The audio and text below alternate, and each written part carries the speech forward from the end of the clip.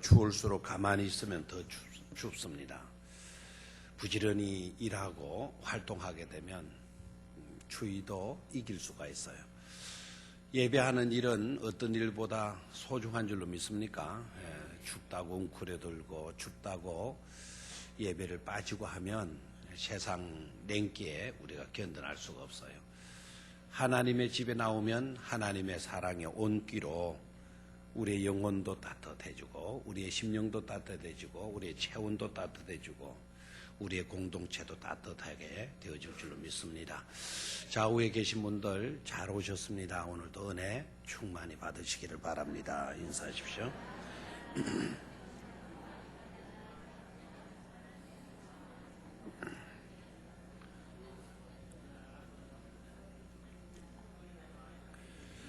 오늘 말씀의 제목은 사랑의 열정으로 이렇게 잡았습니다. 열정은 찬 것을 말할까요? 뜨거운 것을 말할까요? 뜨거운 것. 열정이라고 하는 말은 영어로 보면 참 재미가 있어요. 우리가 하나님 안에 놓이게 되면 우리가 뜨거워진다라는 거예요. 열정이 생겨난다. 그래서 엔수지에즘이라고 해요. 엔수지에즘. 수즈라고 하는 말은 바로 데오스를 의미하죠. 그죠? 엔이라는 말은 또 아내라고 하는 접두사죠. 그래서 하나님 안에 있게 되면 우리는 어떻게 된다? 뜨거워진다. 뜨거움의 특징이 뭐죠? 차운 것하고 뜨거운 것의 차이가 뭡니까? 차운 거는 자꾸 차고 차면은 나중에 얼어붙는 거죠. 정체 상태로 되는 거죠. 정지 상태로 돼요. 냉동시켜 놓으면 딱 정지가 되는 거죠. 뜨겁다라고 하는 것은 정반대로 차다라는 것은 정체를 의미한다면 뜨겁다라고 하는 것은 뭐 하는 거죠? 끓는 것을 의미하죠. 펄펄 만다? 끓는다. 펄펄 끓는 모습이 어때요? 소리는 일단 어떤 소리가 나요? 보락보락 하잖아요. 왜 소리가 나죠? 움직이니까 소리가 나잖아요. 그래서 열정을 우리가 갖게 되게 되면 뜨거워진다. 뜨거워지면 우리가 뭐 하게 되는 거죠? 끓는 거죠. 끓는 건 가만히 있는 것이 아니죠. 뭔가를 위해서 열심히 일하게 되는 그런 상태를 우리는 열정 이렇게 이야기를 하는 거죠. 오늘 말씀의 제목이 뭐라고 그래요? 사랑의 열정으로. 사랑의 그 열기, 뜨거움으로. 그 사랑의 그 열기로 우리가 살아갈 수 있어야 되겠다 해서 신년도 들어와서 첫 번째 수요일 맞습니까? 예, 첫 번째 수요일 말씀을 사랑의 열정으로라는 제목으로 나누도록 하겠습니다. 자, 오늘 성경 다 펴놨죠, 그죠? 예, 성경을 다 펴놓고 사랑의 열정으로 어떤 것에 대한 사랑의 열정이냐. 오늘 본문을 통해서 세 가지를 추적해서 찾아보고요. 그 세 가지 열정으로 저와 여러분들의 삶이 뜨겁고 끓게 되기를 축원합니다. 첫 번째로 3절에서 4절 다시 읽습니다. 시작. 내가 너희를 생각할 때마다 나의 하나님께 감사하며 간구할 때마다 너희 무리를 위하여 기쁨으로 항상 간구하면 그랬습니다. 자, 여기서 일단 보게 되면 사도 바울이 빌립보 교회 성도들을 뭐 합니까? 생각합니다. 그죠? 생각합니다. 4절에 보니까 뭐 합니까? 간구하죠. 빌립보 교회 성도들을 두고 뭐 합니까? 간구하잖아요. 기도하는 것을 볼 수가 있어요. 그래서 거기 때마다라고 하는 단어가 눈에 딱 드러나야 돼요. 생각할 때마다, 간구할 때마다. 됐습니까? 근데 빌립보 교회 성도들을 사도 바울이 생각하고요. 생각할 뿐만 아니라 그들을 위해서 뭐 합니까? 기도합니다. 자, 그 밑으로 또 내려가서 한번 보도록 하겠습니다. 그 밑으로 내려가서 보면 사모한다라는 말이 나오죠. 그죠? 사모한다. 8절로 내려가서 봐요. 내가 예수 그리스도의 심장으로 너희 무리를 얼마나 많은지 사모하는지 하나님이 내 뭐가 되신다. 정인이시다. 그러니까 바울이 빌립보 교회 성도들을 뭐 한다고 그랬죠? 사모한다. 이런 모습 속에서 우리가 공통적으로 딱 이렇기 때문에 바울이 일을 하였구나. 딱 짚히는 게 있잖아요. 그럼 바로 뭡니까? 사람에 대한, 성도에 대한 열정을 사도 바울이 갖고 있는 것을 볼 수가 있죠. 그렇죠? 따라하십시오. 사람에 대한, 성도에 대한 사랑의 열정으로. 첫 번째 우리가 가져야 할 열정이 어떤 열정이다? 사랑의 열정인데 어떤 사랑의 열정? 사람에 대하여, 성도에 대하여 사랑의 열정을 우리가 가져야 되겠다 하는 것입니다. 그것이 누구의 모습입니까? 오늘 사도 바울의 모습입니다. 아름다워요? 아름답지 않아요? 아름답죠. 그래서 성도에 대한 사랑의 열정, 사람에 대한 사랑의 열정, 그런 열정을 우리가 품을 수 있어야 되겠다 하는 것입니다. 자, 그러면 다시 한번 3절을 봅니다. 내가 너희를 생각할 때마다 자, 그게 이어지는 내용이 뭡니까? 나의 하나님께 뭐한다? 감사한다 그랬잖아요. 나의 하나님께 감사한다. 생각이 어디로 향하고 있습니까? 하나님께로 향하고 있어요. 생각이 뭐로 나타나고 있습니까? 감사로 나타나고 있어요. 이 중요합니다. 생각이 누구께로 향하고 있어요? 하나님께로. 어떤 것으로 나타나고 있다? 감사함으로 나타나고 있다. 또 그 밑에 간구할 때마다 너희 무리를 위하여 기쁨으로 항상 뭐한다 그랬습니까? 감사한다 그랬어요. 여러분, 기도는 누구를 향하여 합니까? 하나님을 향하여 기도하는 거죠. 그죠? 그러면은 기도할 때마다 사도 바울은 누구를 향합니까? 하나님을 향합니다. 하나님을 향하는데 하나님을 향하면서 그 기도가 어떻게 나타납니까? 기쁨으로 항상 뭐한다? 간구한다 그랬어요. 됐습니까? 중요합니다. 하나는 무엇으로 나타났고요? 감사로 나타났고, 하나는 기쁨으로 기도하는 것으로 나타나고 있죠. 그죠? 자, 여기서 깨달아야 돼요. 감사로 우리의 생각이 표현되고 드러나고 나타나려고 하면 부정의 생각을 가져야 되겠어요? 긍정의 생각을 가져야 되겠어요? 긍정의 생각. 긍정의 생각을 가져야 뭐로 이어질 수가 있다? 감사로 이어질 수가 있다 하는 것이죠. 또 기도할 때마다 기쁨으로 간구한다 그랬는데요. 기도할 때마다 기쁨으로 간구하려고 하면 역시 긍정적인 소망을 가져야 되겠어요? 부정적인 소망을 가져야 되겠어요? 긍정적인 기대감이 있어야 우리가 기쁨으로 간구할 수가 있는 것이죠. 부정적인 기대감, 그게 되겠어? 이거 되면 어떻게 하나? 이런 식으로 생각했을 때 기쁨으로 기도할 수가 없죠. 그래서 여기서 우리가 깨달아야 돼요. 사람이 행복하려면요, 아름다운 추억이 있어야 되고, 우리가 행복하려면은 아름다운 꿈꿀 수 있는 기대할 수 있는 그 어떤 것이 있어야 된다 하는 것입니다. 여러분, 지난날의 아름다운 추억이 있으면 그 추억을 그려볼 때 오늘 행복할 수가 있는 것 아닙니까? 그렇죠? 그런데 중요한 거는 내일에 대한 기대감을 우리가 가질 수 없다고 한다면, 긍정에 대한 어떤 소망이나 꿈을 우리가 가질 수 없다고 한다면 우리는 오늘 신세 타령하는 자가 되고 말 겁니다. 그때는 좋았는데 내일에 대한 불투명, 내일에 대한 염려와 근심과 걱정에 놓여 있으면 오늘 행복을 노래할 수가 없어요. 그때가 좋았는데, 하나의 타령 고통으로 끝나버리고 말잖아요. 진정한 행복을 우리가 누리려고 하면은 아름다운 추억도 있어야 될 뿐만 아니라 누군가를 사랑할 사람이 있어야 돼요. 기대할 수 있는 어떤 것들이 우리들에게 있어야 돼요. 희망할 수 있는 아름다운 요소들을 우리가 그릴 수 있어야 돼요. 그래야 오늘을 우리가 행복할 수가 있다라는 것입니다.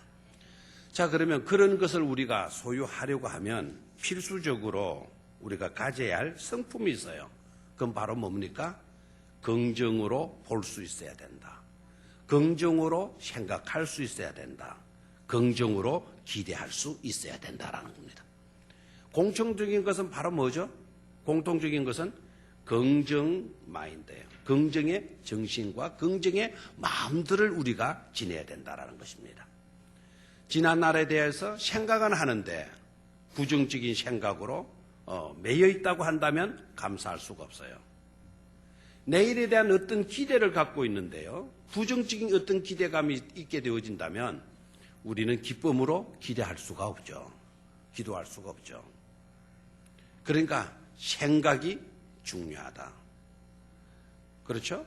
또 미래를 바라볼 때에도 긍정의 기대감을 품는 것이 중요하다 하는 것을 우리는 깨달아야 될 줄로 믿습니다. 사도 바울은 그런 입장에서 보면 오늘 행복해요? 불행해요? 행복하죠? 여러분들이 아시다시피 빌립보서는 사도 바울의 서신서들 중에 어디에 속하는 서신서입니까? 목회서신, 옥중서신, 일반서신, 교리서신 이런 식으로 나누는데요. 빌립보서는 어디에 들어가는 성경이다? 옥중서신이라 이렇게 이야기를 하죠. 옥중서신이라는 말은 감옥에서 기록한 편지다라는 뜻 아닙니까? 사도 바울이 감옥에서 성경을 몇 권 썼죠? 4권을 썼어요. 그죠? 뭐죠?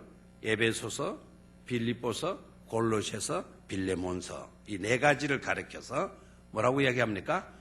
옥중서신이라 이렇게 이야기를 해요. 감옥에서 기록했다. 그러면 감옥은 살기가 좋은 곳이에요? 안 좋은 곳이에요? 누가 또 좋은 곳 이러는 사람이 있으면 살기가 어려우면 어떤 사람들은 감옥이 오히려 낫다 이런 말을 해요. 감옥에 가면은 먹이주고 입혀주고 재여주고 딱 가다 놨다는 그거죠. 가다는 그 하나 안타까움인데 너무 힘들면 감옥이 낫다. 그래서 우리나라는 재범 확률이 많다 그러잖아요. 우리 기독교적으로 소망교도소 만들어가지고 복음으로 죄수들을 돌보는 거예요. 근데 놀라운 거는 개원을 했어요. 그 개소식을 했는데 거기 출신들은 재범을 확률이 적다라는 거예요. 일반 감옥에 갔다 나오면은 또다시 그 사람들이 죄짓고 또 감옥에 끌려가는 경우가 많은데 소망교도소 여기에는 사람들이 나오면 4% 재범률밖에 안 된대요. 다른 데는 20%, 30% 되는데 한 5분의 1 정도 재범할 확률이 낮다라는 겁니다. 그러면 기독교적인 교도소도 있어야 돼요? 없어야 돼요? 있어야 되겠죠. 근데 이제 사람들이 어려우면 다시 죄짓고 감옥에 가 살려고 한대요. 우리나라는 그렇지만은 서울서 같은 데는 감옥이 여러분들이 사는 집보다 훨씬 시설도 잘 됐고 문화 공간도 잘 돼 있고 하다고 이야기 들었죠. 그런데도 그 감옥소에는 죄수가 많다 없다? 없다. 1년에 죄인이 그 감옥에 갇혀서 지내는 사람이요 없는 경우가 많고 한 사람도 없는 경우가 많고 혹 많다 그러면 한 사람 들어가서 거기에서 수감 생활 한대요. 그런데 우리나라처럼 그렇게 감옥 생활 한다고 생각하면 안 되고 나가고 싶으면 나가고 들어오고 싶으면 들어온대요. 그 감옥소입니까? 아니죠. 안에 샤워 시설, 그 사우나 시설 잘 돼 있고요. 당구장 다 만들어주고 다 침대 푹신푹신하게 하고 목욕탕 다 갖춰놓고 우리 여러분들 사는 데보다 훨씬 좋게 해놨다 그래요. 그래도 거기에 감옥소에 사람이 많다 적다? 적다.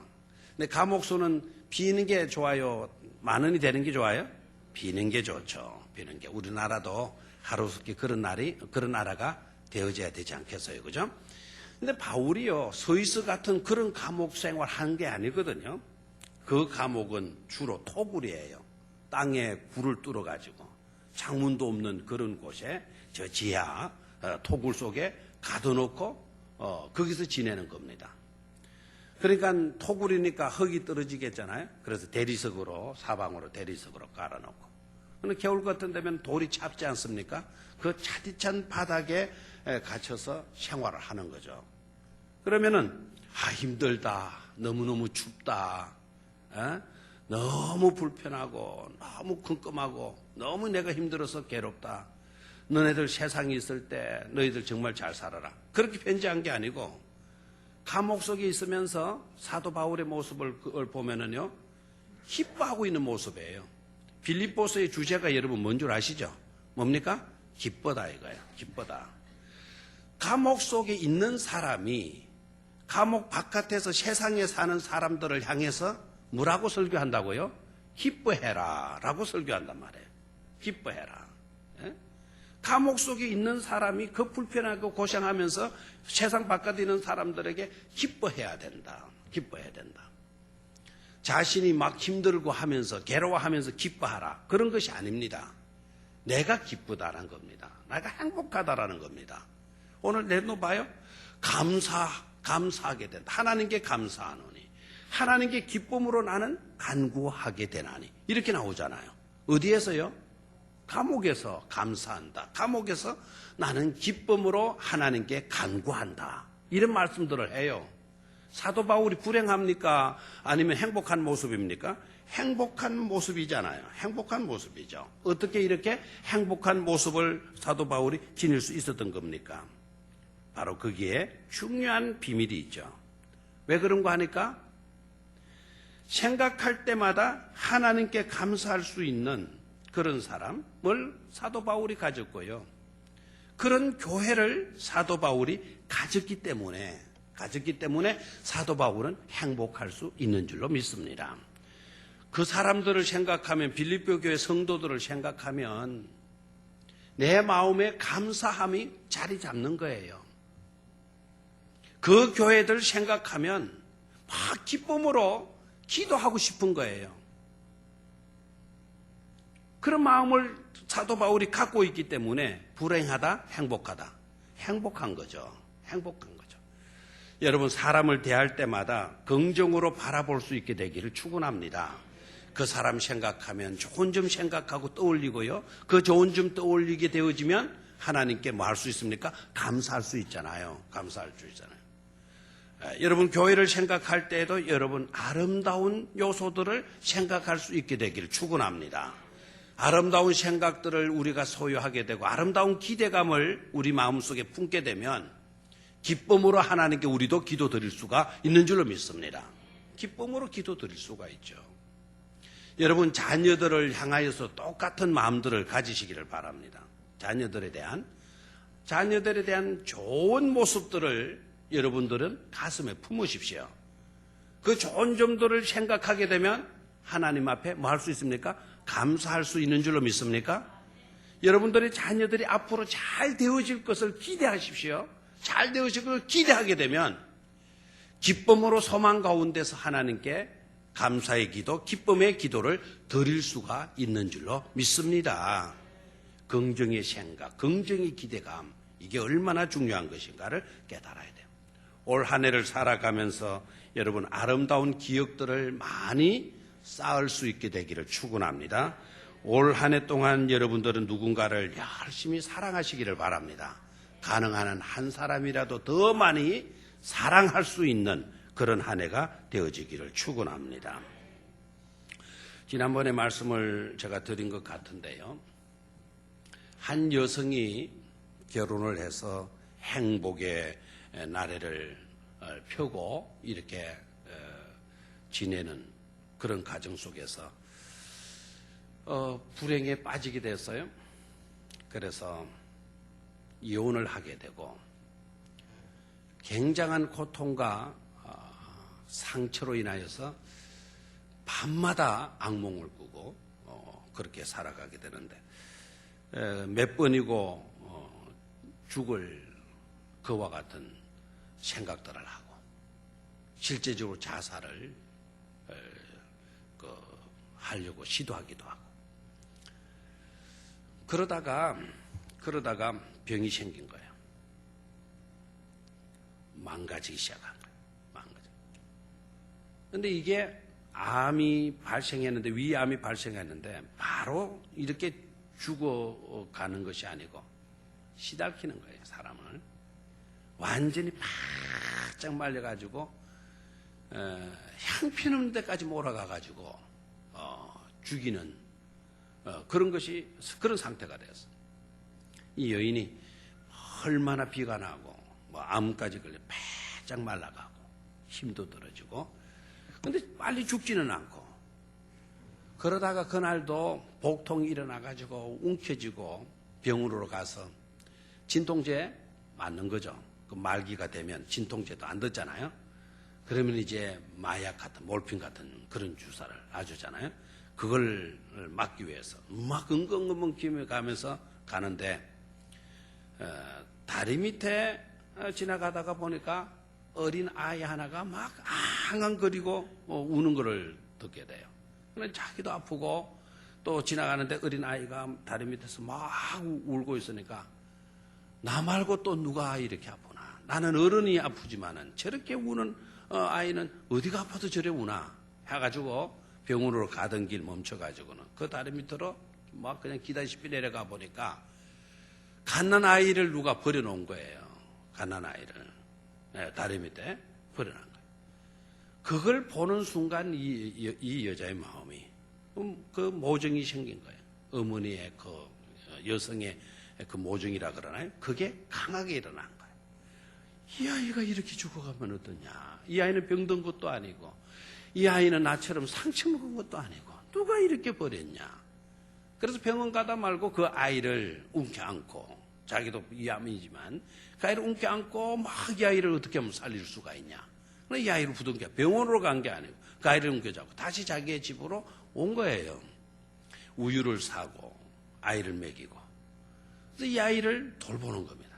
이 아이를 막 이 아이를 조금이라도 뭐 그 소리 할 수가 없잖아요. 갓난아이니까 막 이 아이를 자기도 몸이 안 좋은데 이 아이를 키우다가 보니까 자기 몸에 뭐가 없어지는 거죠? 통증이 없어지는 거예요. 아파도 잘 참는 거예요.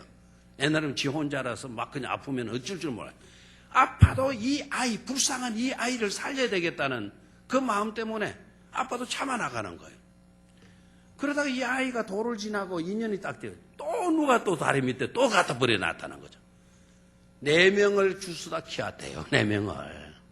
우리나라에 있었던 실화입니다. 지금 4명을 키웠는데 이게 자기도 몸이 안 성하지도 못하고 4명을 키우고 있으니까 이게 소문이 난 거예요. 그래서 기자들이 찾아가서 물었어요. 어떻게 당신은 홀로 되고 몸까지 이렇게 야인 상태로 몸도 안 좋은 상태에서 어떻게 내 아이를 이렇게 키우게 됩니까? 어떻게 이렇게 이 아이를 키웁니까? 라고 질문을 하니까 이 여자가 하는 말이 사실은 내가 이 아이들을 돌보는 것이 아니라 이 아이들이 나를 돌보고 있는 것이라고. 이 아이들 때문에 내가 마고 있지 않습니까? 아프지 않고 이 아이들 때문에 내가 죽어가지 않고 이 아이들 때문에 내가 지금 살고 있다라는 겁니다. 여러분, 우리가 누군가를 뜨겁게 사랑하게 되면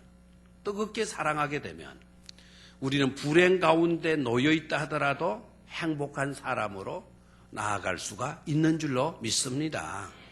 올 한 해 동안 여러분 긍정의 생각을 가지고요. 긍정의 마음을 품고 긍정의 기대감을 가지고 행복을 노래할 뿐만 아니라 한 사람이라도 더 사랑할 수 있는 그런 2012년도로 삼으실 수 있게 되기를 주의 이름으로 축원합니다.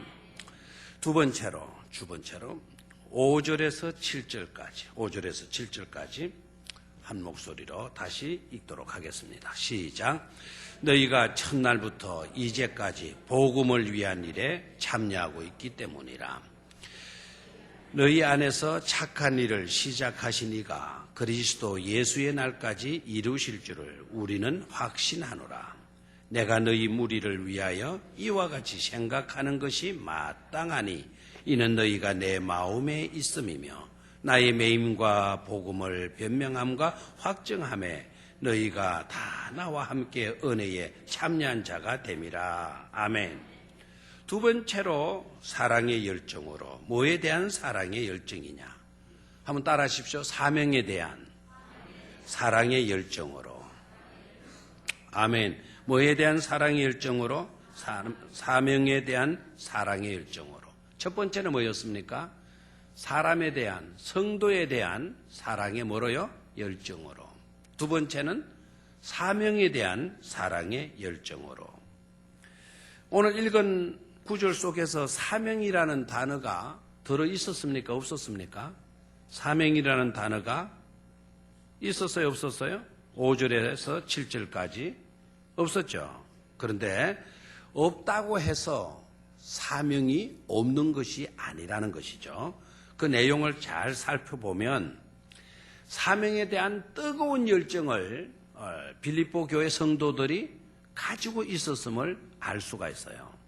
그것 때문에 사도 바울은요, 빌립보 교회 성도들을 생각하면 하나님께 감사하게 되고, 그걸 생각해보면 빌립보 교인들을 생각하게 되면 기쁨으로 하나님께 뭐하게 된다? 기도하게 된다는 겁니다. 자, 그럼 5절을 다시 한번 제가 읽어볼게요. 너희가 첫날부터 이제까지 복음을 위한 일에 참여하고 있기 때문이다. 아주 중요한 말씀이에요. 복음을 위한 일에 뭐하고 있기 때문이다? 참여하고 있기 때문이다. 요 참여라고 하는 단어, 이 참여라고 하는 단어에 밑줄을 좀 꺼놓고요. 정말 저도 놀랐는데요. 이 참여하고 있기 때문이다. 그 참여라고 하는 단어가 펠로우십으로 되어 있더라고요. 펠로우십. 펠로우십은 여러분이 아시다시피 교제라고 하는 뜻 아닙니까? 성도의 교제라고 할 때 그 펠로우십인데요. 그런데 중요한 건 왜 여기다가 펠로우십을 썼을까? 참여한다라고 하게 되면은 이거는 우리가 생각하는 대로 함께 한다. 그런 뜻이 될 건데 어떻게 펠로우십을 썼을까? 이게 좀 번역에 미스든지 아니면 단어 선택에 문제가 있는 것 아니냐. 좀 그런 의문을 가지고 생각해 봤더니 놀라운 거는요.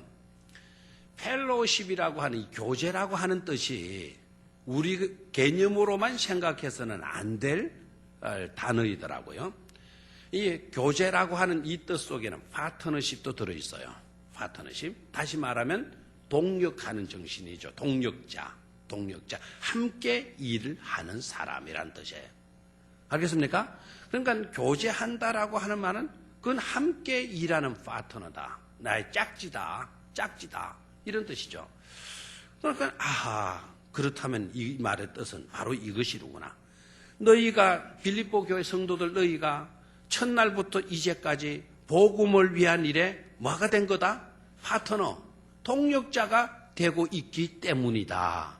그래서 너희들 생각하면 참 하나님께 감사하게 되고 너희들 생각할 때마다 기도할 때마다 내가 기쁨으로 기도하지 않을 수가 없지 라는 뜻이거든요.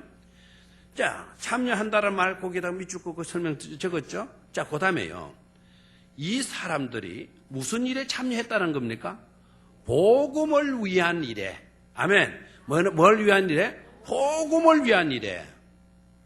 기독교 진리의 핵심인 복음을 위한 일에 빌립보 교회 성도들이 방관자로 있지 않고 구경꾼으로 있지 않고 그 일에 뭐가 된 겁니까? 동력자가 된 거란 말이에요. 동력자가. 자, 그것도 언제부터 그랬습니까? 중간에 그랬습니까? 어떤 날 갑자기 그랬습니까? 어떻습니까? 첫날부터 이제까지, 지금까지. 첫날부터 지금까지. 이 빌립보 교회 성도들이 복음을 위하여 뭐 했습니까? 동력자가 되고 있다라는 사실입니다. 얼마나 감사해요? 얼마나 감사해요? 그러니까 빌립보 교회 성도들은 복음을 듣는 그 순간 기로 즐기는 것으로 듣지 않았다라는 거죠. 복음을 듣는 그 순간 사명감을 가졌다는 거 아닙니까? 사명감을. 복음에 참여하여서 복음을 위하여서 우리는 살아야 된다라고 하는 그런 사명감을 처음부터 지금까지 변함없이 꾸준하게 한때도 아니고 어느 날 갑자기가 아니고 지금까지 그 사명으로 불태워 왔다라는 것을 알 수 있잖아요. 아멘입니까? 그럼 빌립보 교회 성도들은 좋은 성도, 안 좋은 성도? 좋은 성도죠. 이런 성도들 생각하면 뭐가 나오는 거죠? 감사가 나올 수밖에 없죠. 여러분, 사도 바울이 다 감사한 것은 아닙니다. 사도 바울이요. 고린도 교회를 예를 들어서 볼까요? 고린도 교회 성도들을 생각할 때마다 나 하나님께 감사한다. 그런 표현을 썼을까요? 안 썼을까요? 모르니까 가만히 있죠. 모르면 가만히 있는 게 본전이라도 하는 거죠. 뭐 모르면서 괜히 난처하다가 들통나면은 아주 형편없이 되잖아요. 고린도 교회 성도들을 향하여서 내가 너희를 생각할 때마다 하나님께 감사하노니 말 없습니다. 그런 말 하지 않습니다. 오히려 사도 바울이요, 고린도 교회 성도들을 생각할 때마다 내 마음이 답답해진다. 내 마음이 힘들어진다. 너희들 생각하면 내 머리가 복잡해진다. 혼란스러워진다. 라는 표현을 해요. 그럼 고린도 교회는 좋은 교회, 안 좋은 교회? 안 좋은 교회. 여러분들이 아시다시피 고린도 교회는 종합병원이라는 말을 쓰잖아요. 종합병원의 특징이 뭐죠? 종합병원의 특징은? 잘 모릅니까? 온갖 환자들이 다 모이는 데가 종합병원 아닙니까? 고린도 교회가 온갖 문제를 다 안고 있는 교회가 고린도 교회였어요. 우상의 문제, 결혼의 문제, 은사의 문제, 별의별 문제, 당파 짓고, 서로 네가 올리, 내가 올리, 당을 지어가지고 막 교회 안에서 찢고 볶고 싸우고 그러잖아요. 그러니까 사도 바울이 고린도 교회를 두고는 하나님께 감사, 그런 표현을 안 써요. 너희들 생각하면 내 머리가 복잡해진다. 그런데 빌립보 교회는 어때요? 너희들 생각하면 하나님께 뭐가 된다? 감사하게 된다. 이유를 뭐라고 얘기했어요? 너희가 복음을 듣는 그 순간부터 지금까지, 그때부터 지금까지 복음을 위하여 한자가 되었다, 참여한 자가 되었다, 동력자가 되고 있다 말이에요. 감사한 일인 줄로 믿습니까? 또 하나 보십시오. 또 하나 7절로 내려가서 봅니다. 7절. 내가 너희 무리를 위하여 이와 같이 생각하는 것이 마땅하다. 내가 이렇게 말하는 거 이거 과장되지 않았다. 마땅하다. 이는 너희가 내 마음에 있음이며, 그 다음에 잘 봐요. 나의 매임과 복음을 변명함과 복음을 확증함에 너희가 다 나와 함께 은혜에 참여한 자가 됨이라 그랬어요. 거기에도 또 참여한 자가 또 나왔죠. 아까는 어디에 참여한 자? 복음을 위한 일에 참여한 자. 지금은 나와 함께 은혜에 참여한 자가 됨이라 그랬어요. 자, 은혜에 참여한 자가 됩니다. 앞에 내용이 뭐였죠? 사도 바울이 매이게 된 거, 쇠고랑 차고 감옥에 간 것에서도 빌립보 교인들은 사도 바울을 떠나지 않고 사도 바울을 비방하지 않고 그 매임 속에, 그 고난 속에 빌립보 교회 성도들은 뭐 했다라는 겁니까? 함께 해주고 있다는 말이 아닙니까? 바울이 어려워할 때 빌립보 교회 성도들도 함께 어려워하고 있는 거예요. 매임과 그 다음에 복음을 변명함과, 복음을 변명한다라는 말은 무슨 말일까요? 우리 변명하게 되면은 좀 안 좋은 쪽으로 이야기를 하잖아요. 여기에서 변명은 아폴로지예요. 이거는 우리가 변정하는 겁니다. 전도하는 겁니다. 예수 믿으면 구원받습니다. 하나님은 유일하신 분이십니다. 하나님을 믿어야 우리는 구원을 얻습니다. 이렇게 말하는 것을 우리는 뭐한다? 변명한다라고 하는, 변명보다는 변정한다라는 뜻이죠. 열심히 사도 바울이 기독교를 전할 때 팔짱 끼고 구경만 한 빌립보 교회 성도들이 아니었다는 거죠. 그와 같은 일에 빌립보 교회 성도들이 뭐 했다? 참여했다라는 거예요. 참여했다. 그 다음에 복음을 확증하며 너희가 다 나와 함께 은혜의 뭐한 자가 되었다? 참여한 자가 되었다. 아멘입니까? 사도 바울이 빌립보 교회 성도들을 사랑하게 된 이유를 밝히고 있어요. 왜 사도 바울이 빌립보 교회 성도들을 그렇게 사랑하게 되었을까요? 한마디로 우리 이렇게 표현할 수가 있겠죠. 빌립보 교회 성도들의 신앙생활 하는 모습이 너무나 예쁘잖아요. 예뻐요, 안 예뻐요? 예쁘죠? 굳은 일에도 함께하고 좋은 일에도 함께하고 변덕스럽지 않고 이랬다 저랬다 하지 않고 꾸준하게 처음부터 이제까지 지금까지 복음의 파트너가 되어서 함께 일하는 일꾼이 되어져서 신앙생활하고 있는 이런 모습 너무나도 예쁘잖아요.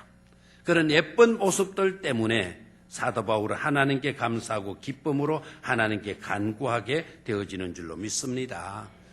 목적이 같아요. 사도 바울이 하고자 하는 것하고 빌립보 교회 성도들이 하고자 하는 것이 같아요? 달라요? 사도 바울은 무엇을 위해서 헌신한 자죠? 복음을 위해서 헌신한 자 맞습니까? 빌립보 교회 성도들도 무엇을 위해서 살고자 하는 겁니까? 복음을 위해서 살고자 하는 거 하고 있는 것 아닙니까?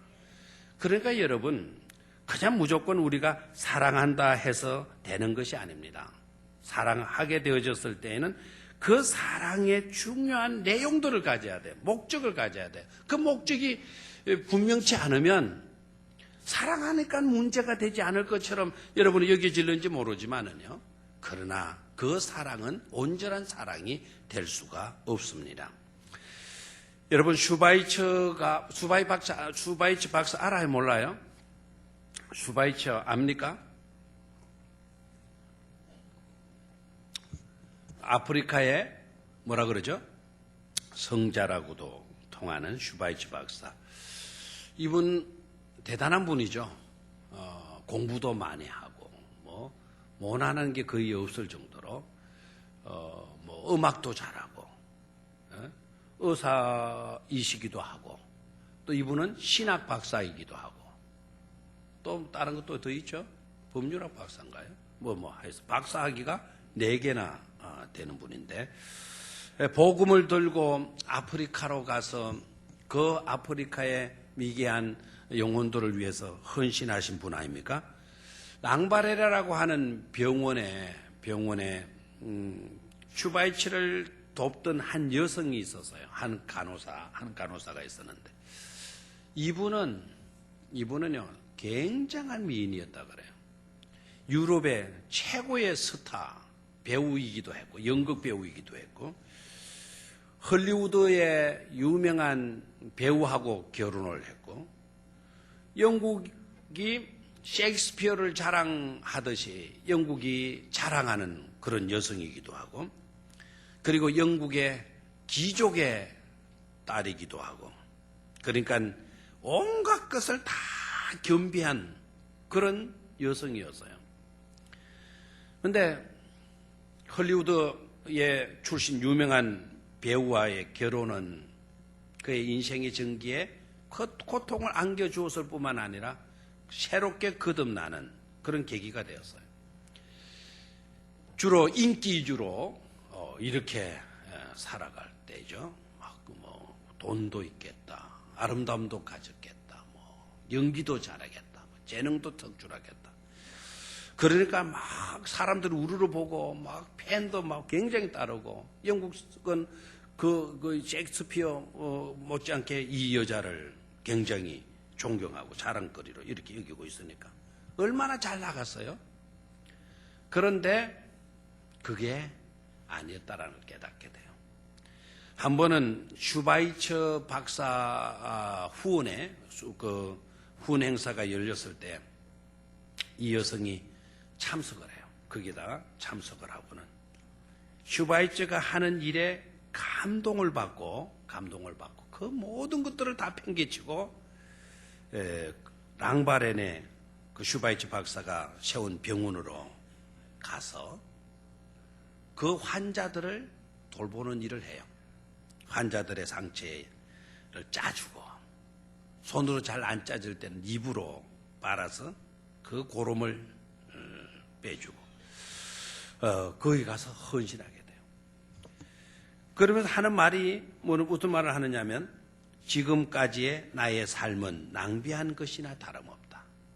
인기로 명예로 부를 누리고 살았을 때 그때의 모든 삶은 낭비한 것이나 다름이 없다. 지금까지 화려했던 모든 것들을 다 내려놓고 지금 이곳에 와서 이곳에 불쌍한 사람들을 돌보는 일만큼 나에게는 가치 있는 일은 없을 것이다. 그리고 거기에서 20년간 슈바이처를 도와서 섬기면서 죽는데요. 죽으면서 하는 말이 뭔가 하니까 남을 위한 삶이 이렇게 행복할 줄이야 라는 말을 남기고 그녀가 죽었다 그래요. 아무도 반응이 없네요. 남을 위한 삶이 이렇게 행복할 줄이야 라는 말을 했다는 거예요. 그 인기 속에서 그 미를 가지고 그 몸매를 가지고 막 그냥 자랑 삼아 다니는 그때 그런데 행복이 있는 게 아니라 남을 위한 삶이 이렇게 행복할 줄이야. 그의 삶이 결코 불행하지 않았다는 것 아닙니까? 가치 있는 삶이었다는 거 아닙니까? 예수를 만나고 예수의 사랑, 하나님의 사랑이 자신에게 미치는 것이 어떤 것인가를 깨닫게 되어졌을 때 저 버림받은 미개한 아프리카 원주민들을 두고 그들을 돌보고 그들에게 예수 그리스도의 사랑을 전하고 복음을 심어주고 그들의 상처를 싸매주면서 진정한 삶의 행복을 그녀가 찾았다는 것이죠. 이렇게 행복한 일은 없다라는 거예요. 평생을 그곳에서 살다가 그곳에 병들어서 죽을 때까지 그 여인은 이전의 모든 삶은 헛된 삶이었다.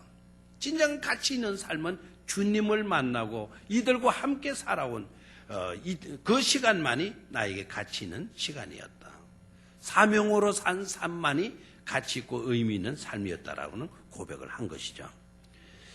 여러분, 제가 두 부부를 소개를 하겠는데요. 여러분 어떻습니까? 부부간에는 사랑이 있어야 돼요? 없어야 돼요? 사랑해야 될까요? 사랑하지 말아야 될까요? 묻는 내가 바보죠. 묻는 내가 바보죠. 자, 그러면 부부간에 서로 사랑만 하면 만사 오케이입니까? 사랑하는데 부부간에? 아닙니까? 부부간에 사랑해야 돼요? 안 해야 돼요? 해야 되죠. 그런데 여러분 생각하셔야 돼요. 부부간의 사랑만 열심히 하고 부부간의 사랑으로 살기 때문에 아무런 문제가 없어? 천만의 말씀이에요. 대표적인 예로 제가 두 가정을 소개를 합니다. 두 부부를요. 아나니아와 삽비라가 있죠. 기억납니까? 그 두 부부는 서로 사랑했어요? 서로 미워했어요? 서로 갈등했나요? 서로 사랑했나요? 성경을 읽어보면 그 두 부부가 싸움질했다, 사이가 나빴다, 서로 미워하고 서로 무시하고 그렇게 살았다 한 기록이 한 군데도 없어요. 얼마나 둘이가 짝이 잘 맞는지 몰라요. 마음도요 얼마나 잘 맞아떨어지는지 몰라요. 한마디로 말하면 찰떡 안 믿는 사람들이 말하면 뭐 그런 것 같아요. 여보 탁 나오면 그래 남자 쪽에서 여보 그러면 여자 쪽에서 얼마나 가까이가 좋아요? 사랑하면 다 됩니까? 똑바로 하셔야 돼요, 여러분들. 그네들의 사랑은요 뚜렷한 목표가 없어요. 뚜렷한 목적이 안 보여요. 둘이가 사랑 열심히 했어요. 사랑 열심히 했으니까 멋있는 부부라고 알려줘야 되는데 비극의 부부가 되고 말았어요. 열심히 사랑한 부부인데요. 여러분 사랑보다 더 귀중한 것이 있어야 된다는 것을 그 부부를 생각하면서 생각할 수 있어야 돼요. 브리스길라와 아굴라 부부 알죠? 브리스길라와 아굴라 부부 서로 사랑했어요? 서로 싸웠어요? 서로 사랑했어요. 근데 이 부부는 서로 사랑한 건 맞지만 비극적인 부부예요? 아니면 행복한 부부예요? 행복한 부부예요. 뭐가 달랐죠? 서로 사랑했는데 한쪽 부부는 불행한 부부가 되고 한쪽 부부는 어떻게 행복한 부부가 됐나요? 아나니아와 삽비라는요, 하나님을 위한 어떤 목적이 없어요, 그들은. 하나님을 위하여 살고자 하는 사명감이 그들은 없었어요. 아나니아와, 브리스길라와 아굴라 부부는 서로 사랑했지만 그 사랑 이상의 그네들에게는 복음을 위한 사명감이 불타고 있었다라는 것을 깨달아야 돼요. 사명을 위해서 살았어요. 사명을 위해서 서로 사랑했어요. 사도 바울은 이런 고백을 하잖아요. 브리스길라와 아굴라를 너희들이 기억하고 있잖아. 그들은 나를 위하여 자기 목숨이라도 기꺼이 내놓을 수 있었다라고 이야기를 하잖아요. 바울 자신을 위해서 그렇게 한 겁니까? 바울이 전하는 그 복음 사역을 위해서 아나니아와 삽비라는 목숨까지도 아까워하지 않고 내놓을 수 있는 그런 부부다라고 자랑하잖아요. 그러면 아굴라와 브리스길라는 뭐로 살았어요? 사명감으로 살았다라는 거예요. 사명감으로. 여러분 부지런히 사랑할 수 있게 되기를 축원합니다. 그러나 부부간에 사랑하되 복음을 위한 사명감이 그들에게 없는 사랑이라고 한다면 반드시 기억하십시오. 아나니아와 삽비라를. 알겠죠?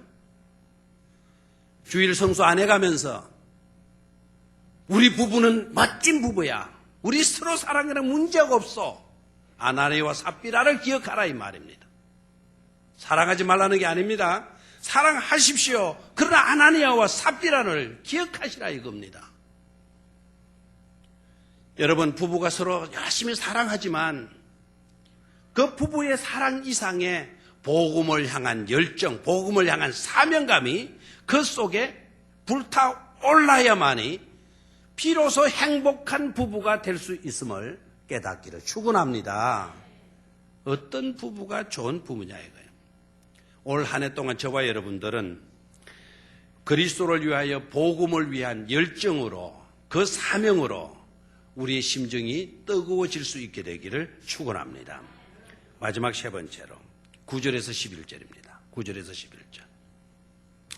다 같이 한 목소리로 다시 한번 읽습니다. 시작. 내가 기도하노라 너희 사랑을 지식과 모든 총명으로 점점 더 풍성하게 하사 너희로 지극히 선한 것을 분별하며 또 진실하여 허물 없이 그리스도의 날까지 이르고 예수 그리스도로 말미암아 의의 열매가 가득하여 하나님의 영광과 찬송이 되기를 원하노라. 아멘. 자, 거기에 보십시오. 9절 끝부분에 더 풍성하게 하사라는 단어 밑에 밑줄을 그으시고요. 10절에 분별하며 진실하여 허물 없이 그리스도의 날까지 이르고 거기에 이르고라는 밑에 줄을 긋고요. 11절 예수 그리스도로 말미암아 의의 열매가 가득하여라고 하는 단어 밑에 밑줄을 그으십시오. 자, 그러면은요 정리를 해보면 드러나죠. 풍성하게 되고 이르고 그 다음에 가득하여 뭐 하라는 겁니까? 하나님의 영광과 하나님의 찬송이 되기를 원하노라 그랬습니다. 우리가 풍성해야 될 이유, 우리가 분별해야 될 이유, 우리가 그리스도 날까지 이르러야 될 이유, 의의 열매가 가득 채워져야 할 이유가 어디에 있느냐? 하나님의 영광과 하나님의 찬송이 되기를 위해서 우리는 그렇게 되어야 된다 하는 것이죠. 그래서 세 번째 열정으로, 사랑의 열정으로는 하나님의 영광에 대한 사랑의 열정으로. 한번 따라 하십시오. 하나님의 영광에 대한 사랑의 열정으로. 아멘. 뭐를 위한 열정으로? 하나님의 영광을 위한 열정으로. 아멘. 사람의 제일 되는 목적이 뭐라 그러죠? 하나님을 영화롭게 하고 그분으로 인하여 영원토록 저와 여러분들이 즐거워하며 사는 데 있죠. 우리는 즐거워해야 돼요. 그 인간의 본연의 목적이에요. 우리는 즐거워하면서 살 수 있어요, 없어요? 있죠. 누구로 말미암아? 복음으로 말미암아, 예수님으로 말미암아. 우리는 얼마든지 즐거움으로 살아드릴 수 있는 줄로 믿습니다. 우리는 즐거워하며 살 수 있어요, 없어요? 올 한 해 동안 즐거워하며 살기를 원하시면 크게 아멘 하십시오. 예. 왜 우울하게 살려고 들어요? 왜 괴롭게 살려고 들어요? 우리의 목적은 하나님을 영화롭게 하고 하나님으로 인하여서 우리가 즐거워하는데 삶의 목적이 있는데 왜 그 목적을 저버리고 엉뚱하게 살려고 하느냐 말이에요. 그게 잘못된 거죠. 올 한 해 동안 저와 여러분 무조건 하나님을 영화롭게 하고 올 한 해 동안 무조건 저와 여러분들은 뭐하게 살자? 즐겁게 살 수 있게 되기를 축원합니다. 왜? 그게 우리를 향하신 하나님의 뜻이니까 말입니다. 한 인물만 소개하고 말씀을 마치죠. 사무엘상 23장 16절로 18절 한번 마지막으로 한번 찾아서 읽도록 하겠습니다. 사무엘상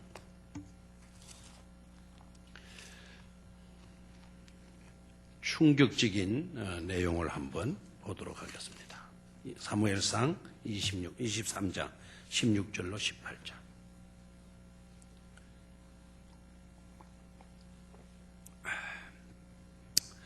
구약성경 448조 16절로 18절. 자, 찾았습니까?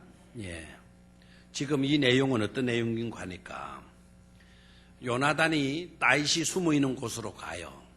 왜 가는가 하니까 정보를 알려주기 위해서 가요. 어떤 정보냐 하면 자기 아버지가 요나단의 아버지 누구죠? 사울왕이죠. 자기 아버지가 누구를 죽이려고 한다. 다윗 너를 죽이려고 하니까 너 빨리 도망가라. 라고 하는 정보를 알려주기 위해서 가는 내용이에요. 자, 16절에서 18절을 제가 읽어드립니다. 사울의 아들 요나단이 일어나 숯불에 들어가서 다윗에게 이르러 그에게 하나님을 힘있게 의지하게 하였는데, 자, 가서 뭐 했습니까? 너 하나님 더욱 뭐하라? 의지해라. 이럴 때일수록 하나님 굳게 믿고 하나님 의지하고 네가 강해야 돼. 어떻게 하나님 의지해야 돼. 막 이렇게 굳게 믿으라고 이렇게 하였는데, 힘있게 의지하게 하였는데 17절 곧 요나단이 그에게 이르기를 두려워하지 말라. 다윗은 뭐 하고 있었다는 걸 알 수 있죠? 떨고 있는 거예요. 왜요? 언제 죽을지 모르니까. 누구에 의해서? 사울왕에 의해서 언제 죽을지 떨고 있는 거예요. 떨고 있는 그 다윗에게 요나단이 두려워하지 말라. 내 아버지 사울의 손이 네게 미치지 못할 것이요. 너는 이스라엘의 뭐가 되고 왕이 되고 나는 네 다음이 될 것을 내 아버지 사울도 안다 하니라. 18절 두 사람이 여호와 앞에서 언약하고 다윗은 숯불에 머물고 요나단은 자기 집으로 돌아갔다 그랬어요. 자, 여기에 보면은 요나단이 하나님의 섭리를 알고 있어요? 모르고 있어요? 다 알고 있는 거예요. 다 알고 있으면서도 알고 있으면서 누구를 돕는 거예요? 다윗을 도우려고 하고 있잖아요. 그 시간이 없기 때문에 그 뒤에 내용을 보면은 이런 내용이 나와요. 다윗 너를 해치는 원수에게 하나님의 심판이 임하게 될 것이다. 다윗 너를 해코지 하려고 하는 그 원수에게 하나님이 보복을 해 주실 거다. 심판이 있을 것이다. 자, 저를 봐요. 다윗을 죽이려고 하는 원수는 누구죠? 자기 아버지예요. 그 아버지에게 누구의 심판이 있을 것이다? 하나님의 심판이 있을 것이다. 그 집에 모든 자들에게, 그 집 식구들에게 하나님의 벌이 임하게 될 것이다. 라는 말을 해요. 그러면 그 집안에 속해 있는 사람 요나단도 포함돼야 안 돼요? 포함되잖아요. 어떻게 이렇게 말할 수가 있나요? 어떻게 이렇게 말할 수가 있나요? 우리 같으면 하나님 이건 아닙니다. 막 이렇게 나오겠죠? 요나단은 철저하게 하나님의 섭리를 높일 줄 아는 사람이에요. 자기 가문의 영광을 기대하고 있는 것이 아니고 하나님의 영광을 기대하고 있는 모습을 우리는 발견할 수 있어야 될 줄로 믿습니다.